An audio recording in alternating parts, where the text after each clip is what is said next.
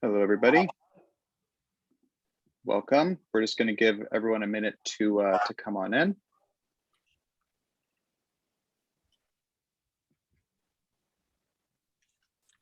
Thanks for joining us today.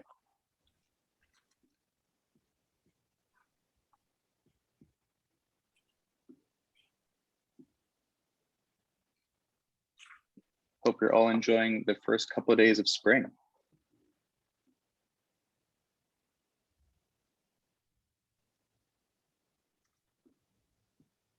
Okay, so let's get started. So thanks everyone for joining us today. This is our inaugural episode of Living Globally in Toronto, a web series profiling the influencers who are transforming Toronto living. My name is Lee-Rad Kligman. I'm joined today by my brother and partner, Dan Kligman. We are with the Yorkville team. We are at Forest Hill Real Estate. We're a luxury real estate sales team. We specialize in connecting our clients with prestige properties in the Yorkville and Central Toronto areas. Today, we are super privileged to be joined by Michael London from Michael London Design. Michael is a superstar interior designer. Thank you so much for joining us today. Thank you. Thank you for this opportunity. For sure. All right, so Dan, take it away. Why don't you introduce Michael? Sure, yes. So Michael London Design's portfolio of high-end multi-unit residences, commercial interiors is inspired by iconic luxury brands and private residences are situated within some of the most prestigious neighborhoods in Toronto: Rosedale, Forest Hill, Kleinburg, King City, Ottawa, and New York. As a former design director of a renowned interior design firm in Toronto, Michael London has made his mark on the interior design community with both high-end residential clientele and developers over the last 20 years. The motivation between Michael London Design is to achieve a high standard of design that is immersive, creative, inspired by culture, and all of which is fundamental in our pursuit in their pursuit of achieving unique interiors. So thank you so much for joining us, Michael. Welcome. Thank you. Let me just and by the way, before Michael gets into it, if anyone has any questions that we'd like to relay on to Michael, there's you can enter them into the Q&A box below. So Michael, you seem to have exploded onto the interior design scene over the past few years, yet you've been in the industry for 20 plus years. Tell us a little bit about your background and how you got into the industry. So it all started about 25, 26 years ago, right out of high school. Knew nothing about interior design, but wanted to be an architect. And I had taken the grade 12 drafting course in high school, and the co-op placement, I just so happened to be placed at Gluckstein Design. So that's when I was exposed to interior design. And shortly after, graduated from Humber College, and before then, my mom had said that knowing nothing about interior design, it said that my goal in life is I was going to beautify the world, and that's something that I'm focused on continuing in my career. But shortly after that, I graduated, I started as a junior, intermediate, senior design director at Gluckstein Design. I'm designing, traditional and transitional sort of spaces, and a lot of the high-end luxury sales centers and multi-unit residential. And from there, I 3 years ago started my own firm, Michael London Design, and I've just continued on that same path of producing high-end luxury interior design, interior spaces. Awesome. Your ascent onto to becoming one of the most prominent interior designers in Yorkville and the GTA as a whole seems almost to have happened overnight. What would you say were some of the key factors that led to your success? I think definitely being in the position I was initially, understanding the market, understanding design, and understanding luxury overall, which is just a great fit for the Yorkville area. So it was just natural for me to sort of continue on that path. I think there's a unique in the design that we do, wanting it to be immersive and just creative. There's a certain look, a certain level of detail that we have, which lends very well to the Yorkville area. Mm-hmm. For sure. So why don't you give us some examples of your work? Yes. So. And you're currently in the lobby of 128 Hazelton Avenue, correct? Actually, we're actually in the party room of 128 Hazelton. So okay. This is actually a great backdrop for things like this. But behind me is a party room, series of bookshelves, which is a series we used in 133 Hazelton, 128 Hazelton, and 181 Davenport. The theme of the reversed books with the artwork in front. But the image that you see here, 10 Prince Arthur, you can see here we used, weren't afraid of using colors. So here's a sort of blush pink sofa, which also went on to, that color was used also in the marketing as well. But here we have Vladimir Keegan sofa, and the paneling on the walls, and Gabriel Scott light fixtures, unique detailing. So this is the sales center that's just around the corner in Yorkville. Here's the kitchen vignette, the Gabriel Scott lighting.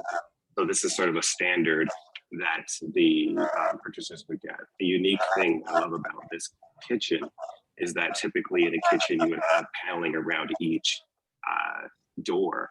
And in this case, if you look at the panels on the right-hand side, it has, the panel actually goes around all three of the doors.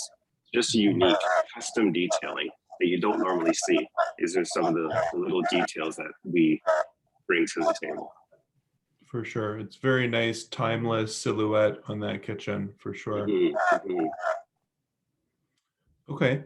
How have you seen Toronto evolve over your time in the industry in terms of our design sensibilities? Well, I think overall our social media has changed a lot, and sort of given more direction. Initially, trends that were in Europe would take a year or two to come to Toronto, or it would go to New York and New York to Toronto. And now with social media has sort of taken down all those boundaries. We see design that is here that's very current to what's happening over in Europe. And I think that on the whole has changed sort of that landscape of design here in Toronto. Yeah. I just wanted to ask, so on that note, how has an international design influenced the direction you took with One Bloor West, which is arguably what Toronto's most notable new high-rise ultra luxury building?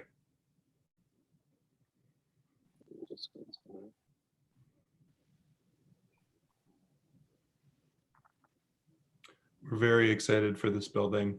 It's been a long time coming. Yes, and it's going to be unbelievable once it's done. Yeah. So, and this project, again, it was high profile architect on this project. And again, very European in sort of look. And the architect has more of a modern aesthetic in terms of architecture, which the building reflects that. And we've done the same with the interiors. Now, this project, I do want to say that this project was done at my previous office. And we have now taken this on, and it's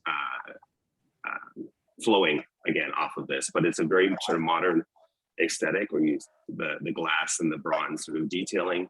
Again, our signature in this project with the books reversed. There's another view of it here. Yep. So again, very clean, very sleek architecture, and interior detailing. Some of it could read very masculine, but there are some softer, more feminine curves in some of the furniture pieces. Mm-hmm. So if we were, is this interior reminiscent of what we would find in Europe, in New York, and Hong Kong? Like, would you say that this is sort of an international design that we see in this building? Definitely.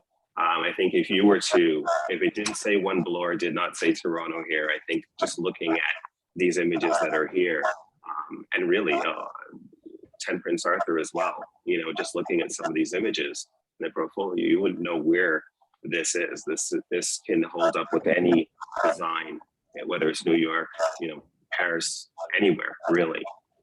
And that's how I see the trends as well in Toronto. It's become very international. Right. Yeah. So just on that note, I think Toronto has a reputation of being pretty conservative in terms of design and in terms of many facets of life. Do you see now that Toronto's ascending in its place globally, that we're shedding that reputation of being too conservative? Is there more uniqueness, and are we feeling more free to explore new things? I think I think at times we are a little bit reserved, and when you have design that is sort of out there, when it's either too bold in color or too dramatic or too much impact, I think we as Torontonians tend to shy away from that a little. But I think we're slowly coming out of that. I personally am not afraid, and my team, we're not afraid to do projects that have a little bit of color in it. Just to play around, with color, design, finishes. It's not too often where you would see in a residential project like what's on the screen here, where you would see a mix of the floor being a travertine with the graffiti marble countertop. So just playing around. This is very subtle, but still playing around with finishes, mixing. We're doing that more and not going so as dramatic. So eventually I think we'll get there. But I think overall this is just a calm, sort of luxurious palette that would be timeless. And I think that's also key, not just being crazy with impact, but also being timeless. Yeah, for sure. What are you seeing as being some of the biggest trends coming up in 2022 as far as residential interiors go? Some of the biggest trends that we're experiencing are in terms of flooring. There, before it used to be that 5 1/4 inch planks was the norm, and 7-inch was the upgrade. Now 7-inch is now the norm, and now 9-inch, which is I'm not sure. I haven't done a space yet that's been the scale wise to be able to hold or carry a 9-inch floor, but you are seeing 9-inch and even wider in terms of planks on floors. More use of herringbone. In terms of walls, more paneling, more done in a modern way. The room that I'm in, there's a 2-inch sort of style and rail around with inset wallpaper. Just very sort of clean line and nothing too fussy. In terms of ceilings, the LED light that's above me here, layered drywall and ceilings. It's before you would have a simple sort of coffer, or if you have a 9-foot ceiling and you just want to add a little bit of layering, a little bit of interest in the ceiling, then just adding another perimeter drywall and creating a 5/8 step on the ceiling is enough to add a little bit of impact in that overall design. So those are some of the key that I see from floor to ceiling as impact in design. Nice. We're just getting a request to see some more of your images. If you could. I think we're all blown away by the beauty. This is 33 Yorkville. So with this project, on the initial design, I remember telling my team that I want that when anybody from outside of the country comes to Toronto, they stay at the Four Seasons across the street. You know, I want the entrance to be sort of iconic. So, you know, the image on the right-hand side, where you see we have wallpaper creating an arch on the ceiling, sort of drawing your eye up in the curve, and the bocce lights hanging from there, continuing down the hallway. This is enough of a wow looking across the street from outside looking in. The architecture in the building is beautiful. And when you look through the entrance and this is what you see, it sort of draws you in. It looks like a hotel, but this is not a hotel. This is a private residence. Through the doors at the end, that leads you to the elevators. And on the image on the left-hand side, that on the 5th floor or 7th floor, this is the amenity, the main lobby. So it's that New York lobby lounge. I love the way the renderer had rendered it at night, because it really gives a sort of very New York luxury sort of vibe. And here the ceiling will also be covered in the velvet wallpaper as well. And there's a good mix of modern furniture. The fireplace is what we did in the sales center as well. It's a steam fireplace, so it looks like real fire, and with a Kellicut marble on the back with a bronze and glass sort of screening in front. It's very moody. Mm-hmm. We love it. This is just showing private residence, rendering of one of the units. This is more the upgraded unit where you see the 5 1/4 herringbone on the floor. We added some wallpaper on the walls. And what I mentioned here before about layering or drywall on the ceiling, sort of shallow coffers here. It's beautiful. And this is just showing a standard kitchen on the left that we designed for this project. And on the right, are doing something a little special in this project where it's sort of a Michael London and MLD sort of signature series, upgraded series from Pemberton. So in this kitchen on the right, you see high gloss, flat slab cabinet, which you would also get on the left, but on the right is actually detailed with metal. So that metal will come in different options, whether it be black, bronze, or chrome.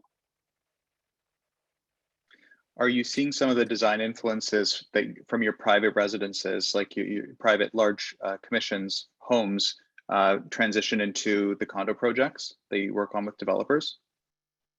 Definitely. I think that, you know, in a lot of the residential, we're doing fluted paneling in cabinet doors and fluted paneling cabinet doors, and that's also transitioning into the from the commercial side to the residential side.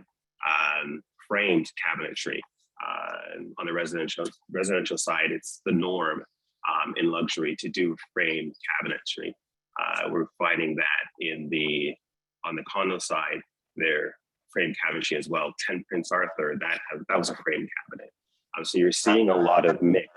You could almost take, you know, vignettes that are done for condos and actually place it into homes around the city. They both suit very well. This is just showing a standard sort of bathroom for this project on the right, and on the left is an upgrade.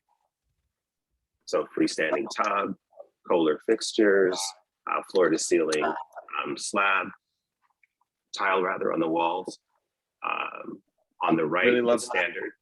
Just playing around with the mix. You know, normally you would see the normal trend would be to have the floor and walls are the same material, whether it be a limestone look or a marble look. But in this case, we did a mix. Again, as they did in 10 Prince Arthur, you know, the limestone look on the floor with the Kellicut marble porcelain on the walls in the shower. You know, so it's the warm sort of palette, but it's okay to play around with the mix of the different finishes. Yeah, different textures. And great contrast from the black marble of the vanity to the wall. Mm-hmm. Really nice balance there.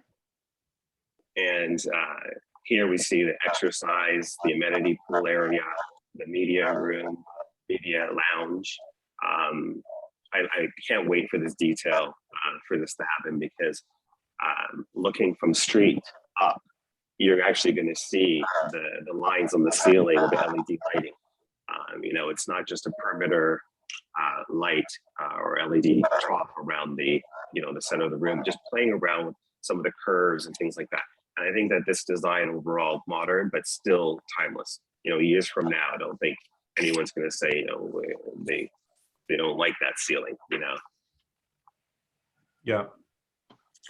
So if homeowners are looking to renovate or remodel right now in 2022, what would be your top recommendations to freshen up their look and maximize their value? I think definitely adding paneling to rooms, color. Again, as I mentioned before, not too crazy, but just in a way you want to give a little bit of an impact. Like potentially, if you're selling your home, a potential purchaser will look at all the little details. You really have to make sure that things are very clean, very neat, but at the same time, and no clutter. But at the same time, it's trimless pot lights, paneling on walls. Even just the way in the image that you see here, non-traditional ways of hanging artwork, having the artwork on bookshelves, as you see it here, just little things that just give that impact and that wow, when someone walks into the space. Yeah, It's definitely an element of the unexpected. Exactly. I've never seen artwork hung on bookshelves like this. It makes you look twice and really pay attention to the details. So great work with that. but it works well. And we've definitely been seeing in our space, whenever there's a listing that comes up that's really flawless and well thought out and professionally designed, 9 times out of 10, it always gets a premium over the last comparable sales. So, Right. Now, this is a private residence. And I think the image on the left is a lot of people know this image I posted on Instagram, and I get a lot of DMs asking, where is this home? And this home is in Lytton Park, and modern. It's a sort of a mix of modern and the transitional as well. The paneling in this room is done in a quirky way where the paneling sort of wraps the corners. It's not the traditional paneling where you have 3 panels on the wall. Like, why can't you have 2 panels and the first and the fourth panel sort of wrap the corners? Just paneling done in a non-traditional way in a modern space. So the staircase is on the left and the dining room on the right. And again, the layered ceiling, as I mentioned earlier, in this dining room. So just imagine if the dining room had just a flat ceiling.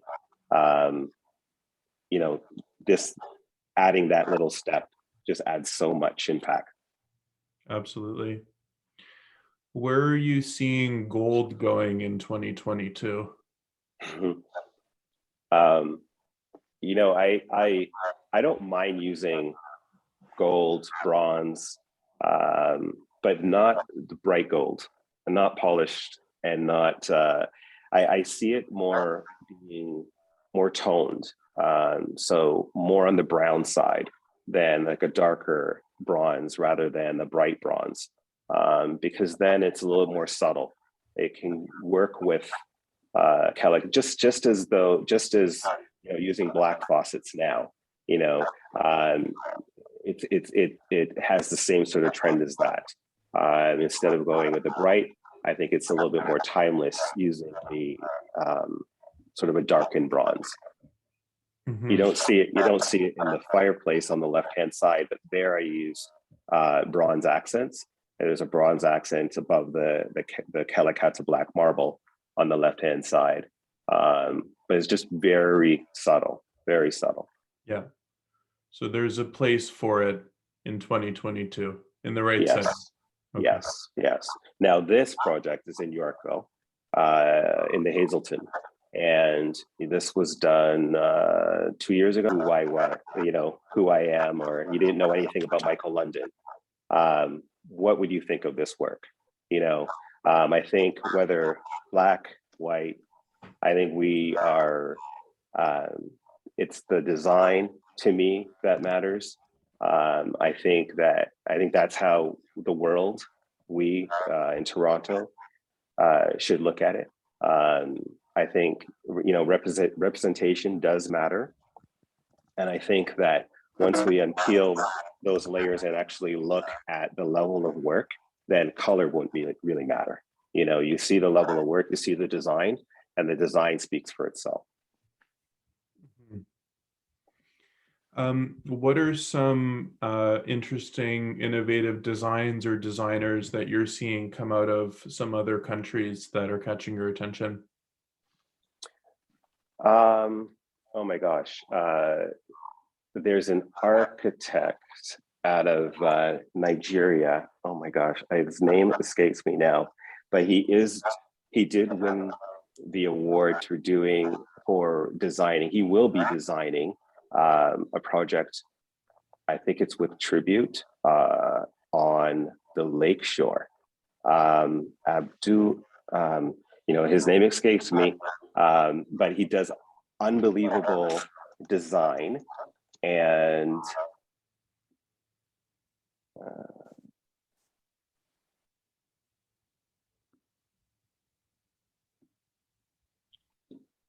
it's Abdu. Oh, my friends, I can't remember his name, but he's doing a project right now in Toronto. He won the award to design the project in Toronto, and I saw the drawings already, and it's going to be unbelievable. Is it like a modern, futurist? What's kind of the? It's modern. There's the vertical jungle, the building in Milan. It's sort of a take on that, with all this sort of the trees on the outside of the building, but still, instead of being sort of vertical, it's vertical and it's sort of terraced as well. It's a different architecture than what you see in the city now. It will definitely stand out. There's other buildings in the city that are going to be similar to the original in Italy, in Milan, but this one here in on the waterfront is totally thinking outside of the box. Sounds That's like exciting. It's be very iconic. Mm-hmm. We have some exciting, fresh new architecture that's coming to our city in the next 5 or so years. It's a very exciting time for our city. Definitely. Yeah, Michael, what are some future exciting projects that you're working on that you're the most excited about? We have a few projects. One is Gates of Bayview, another project with Pemberton. The 33 Yorkville was such a hit that they've asked us to work on Gates of Bayview. Also another luxury project on Heath Street in Toronto as well. So another boutique building. I believe it's only 4 floors, about 9 units, signature units. So custom design. So every purchaser will meet with myself and my team to really customize their units and really produce a space that is similar to behind me. Like, instead of having a space where it's just drywall painted, simple color, you would have a space that's actually finished with paneling, with bookshelves, and if you want to take it to that next level with us, then it will come furnished and fully complete for you. Amazing. We have a question from Jackie. From your pictures, it looks like you are fine to mix metal metallics such as silver and bronze together.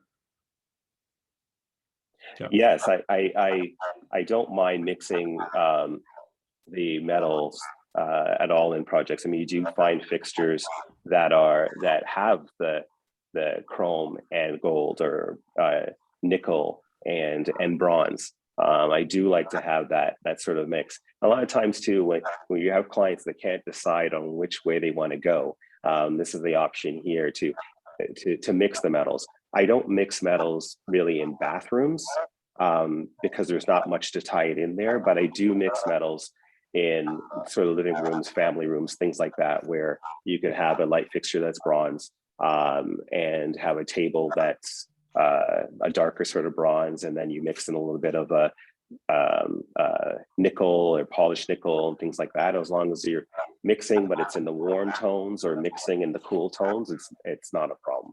I don't think it's a problem. I don't mind doing it. Yeah, no, I can create quite a nice feel. And then we have one more question from Archie. What was the idea behind using Tony's artwork in 128 Hazelton Residences? So Tony and I have known each other for I don't know, about 12 years. And I've always wanted to have a space where using his work. And the thing with working with Tony is that he's open to different types of design. I mean, he's a great photographer, but instead of just, photographing, taking a photograph and framing it, he was very open to unique ways of introducing his photography, whether it's photography printed on steel, frosted glass, things like that.